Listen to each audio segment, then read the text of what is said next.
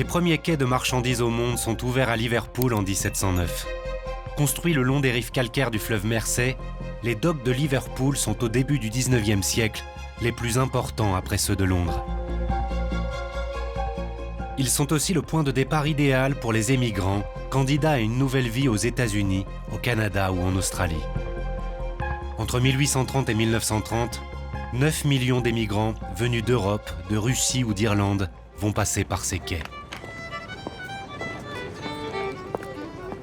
Pour l'historien local Frank Carlyle, c'est le flot constant de ces personnes venues de toute l'Europe qui va écrire la riche histoire de Liverpool et en faire l'un des grands centres culturels du pays.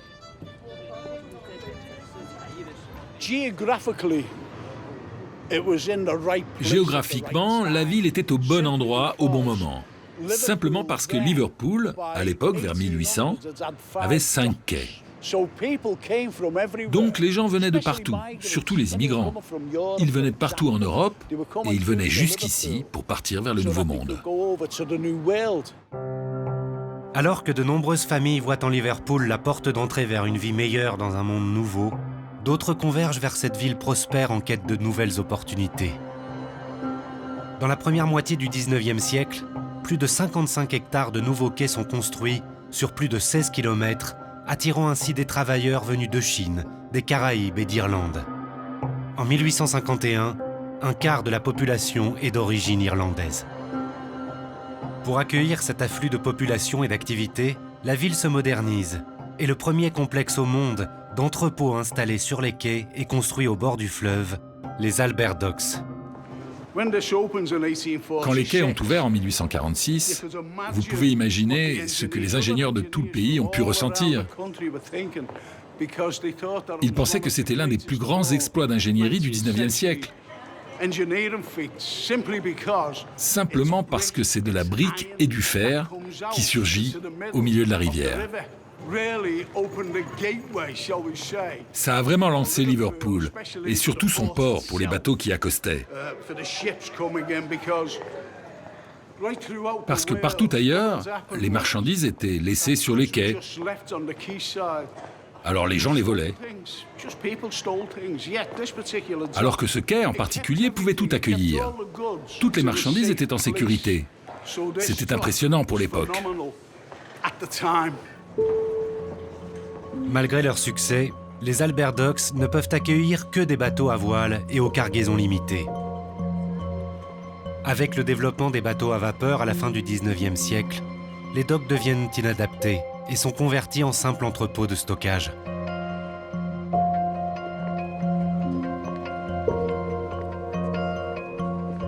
Si les Beatles restent encore aujourd'hui un symbole de Liverpool, pour Frank Carlyle, la ville a bien d'autres raisons de se sentir fière.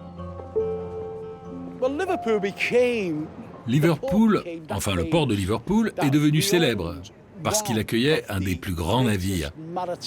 Un des plus grands navires de l'histoire, le Titanic.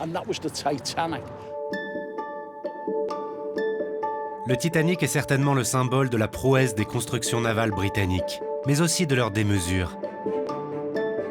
Se livrant à une bataille pour être reconnu comme le premier constructeur naval au monde, la compagnie White Star approuve les plans du Titanic à Liverpool en juillet 1908. Mais la construction de ce paquebot légendaire commence 5 mois plus tard, à 145 milles de l'autre côté de la mer d'Irlande, à Belfast.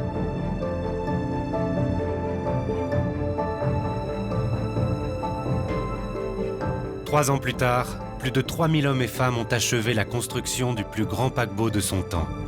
Un navire à 10 ponts, considéré comme insubmersible.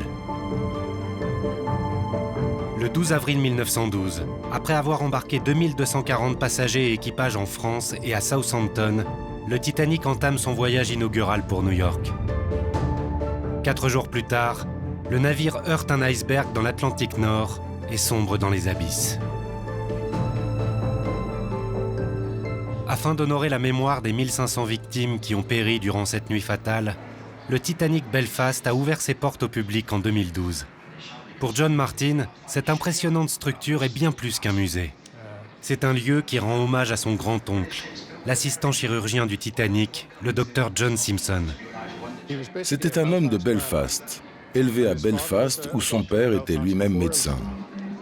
À bord du Titanic, le grand-oncle de John Martin était responsable de la santé de quelques-unes des personnes les plus riches au monde, mais aussi de celle des centaines d'émigrants impatients de commencer leur nouvelle vie en Amérique du Nord. D'où qu'ils viennent, les passagers de la 3e classe devaient subir un examen médical et s'ils échouaient cet examen, ils devaient être rapatriés. C'est la White Star Line qui devait payer ce rapatriement. Donc, c'était dans l'intérêt de la compagnie d'empêcher ces passagers d'arriver à New York. Et Simpson devait les examiner. À l'instar de tous les passagers de cette mythique traversée, il fut émerveillé par le luxe, l'opulence et le gigantisme inédit de cet hôtel flottant.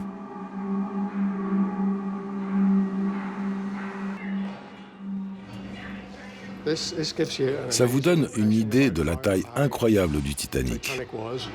La distance entre le pont du navire et la mer était la même qu'entre le haut de cette partie et le sol en béton, là en bas. Alors, pour une femme de l'époque édouardienne, qui doit rejoindre le canot de sauvetage dans sa grande robe et ses chaussures à talons, qui regarde en bas et qui voit à quel point la mer est loin, ça doit être absolument terrifiant. Et certaines ont vraiment été terrifiées. Elles sont restées sur le bateau et sont mortes. Alors que l'histoire du Titanic et de ses victimes est restée vivante jusqu'à aujourd'hui grâce au musée Titanic Belfast, aux livres et aux films, le sort tragique de ce géant des mers marque le déclin de la construction navale britannique. Comme la plupart des pays industrialisés, le Royaume-Uni est à la fin des années 1920 frappé par une crise économique dévastatrice. L'industrie est en berne et de nombreux chantiers navals à travers tout le pays ferment leurs portes, privant d'emploi des milliers de travailleurs. Dans les années 1950, les chantiers navals britanniques ne sont plus que l'ombre de ce qu'ils étaient autrefois. Mais le Royaume-Uni reste une grande nation maritime dans un autre domaine, la pêche. Les îles britanniques sont entourées des mers les plus poissonneuses d'Europe. En récolter les trésors a toujours été un mode de vie. Et au XXe siècle, un des plus importants ports de pêche d'Europe s'est ainsi développé sur la côte écossaise dans le comté d'Aberdeen, le port de Peterhead. Fondé au XVIe siècle par un pêcheur de la région, Peterhead est un lieu idéal pour tendre des filets de pêche en mer du Nord. Aujourd'hui, le port abrite une des dernières criées du Royaume-Uni.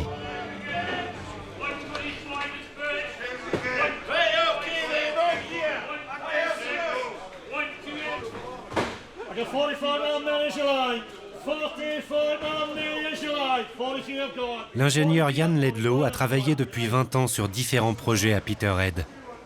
Mais il ne manque pas une occasion de se plonger dans l'atmosphère traditionnelle de ces halles depuis qu'il a pris la direction de la criée en 2016.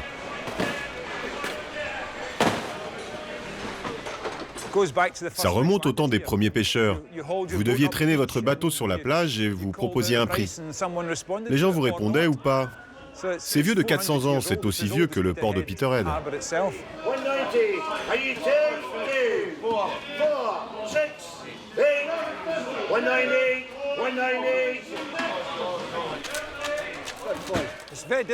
C'est très difficile de suivre, à moins d'être très expérimenté. Si vous regardez bien, il y a 3 ou 4 enchères simultanées. Les mêmes acheteurs négocient avec les mêmes vendeurs et les mêmes capitaines. Donc tout est basé sur la confiance. Aujourd'hui, l'ambiance de la criée de Peterhead semble sereine. Mais cela n'a pas toujours été le cas. À la fin des années 50, les pêcheurs britanniques et leurs homologues islandais se disputent des zones de pêche. Ces conflits en eau internationale remontent au XVe siècle.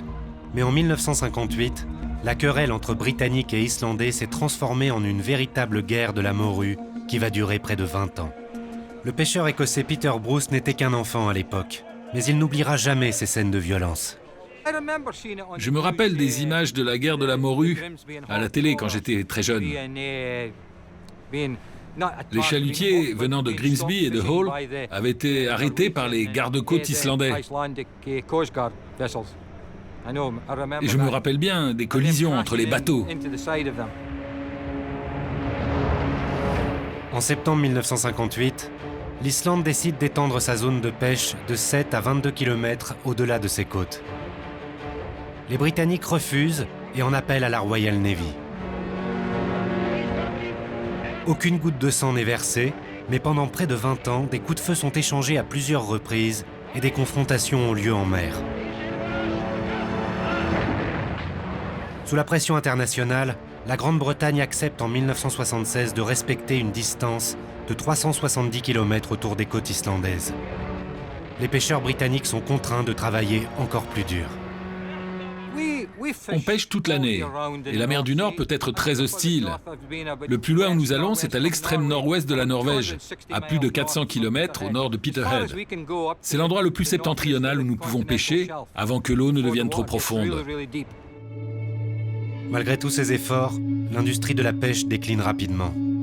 En 1984, un an après l'instauration des quotas européens, le Royaume-Uni importe plus de poissons qu'il n'en pêche.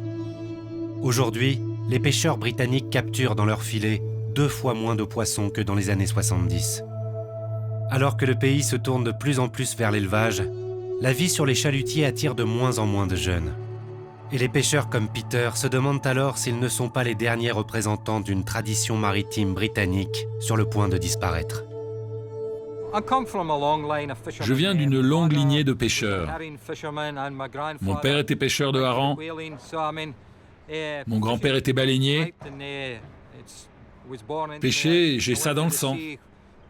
J'ai commencé à pêcher en 1977, lorsque j'avais 16 ans. Et aujourd'hui, j'avoue que je suis un peu triste que mon fils ne prenne pas la relève, car il a décidé de travailler dans l'industrie pétrolière.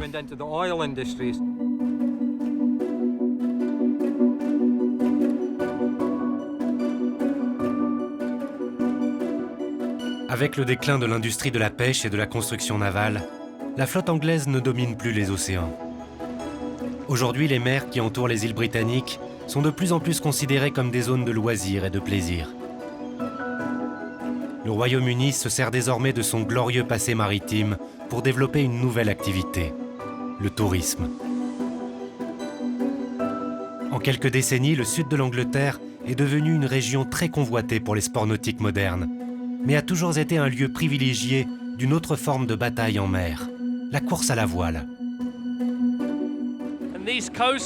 Ce littoral, qui fut parfait pour la marine marchande et la marine royale, est devenu en temps de paix un lieu de loisirs. La régate Cowes est l'une des plus célèbres au monde, avec jusqu'à 1000 bateaux qui arrivent et convergent ici, année après année. C'est un des plus anciens événements sportifs britanniques. C'est vraiment un endroit à voir, pour comprendre comment le riche paysage maritime britannique est devenu une aire de jeu.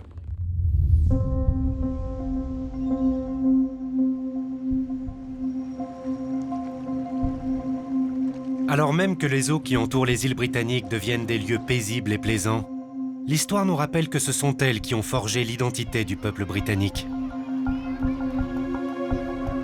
Aujourd'hui, cette nation maritime semble vouloir tourner le dos au reste de l'Europe, montrant ainsi sa détermination à être la seule à commander le vaisseau de son propre futur.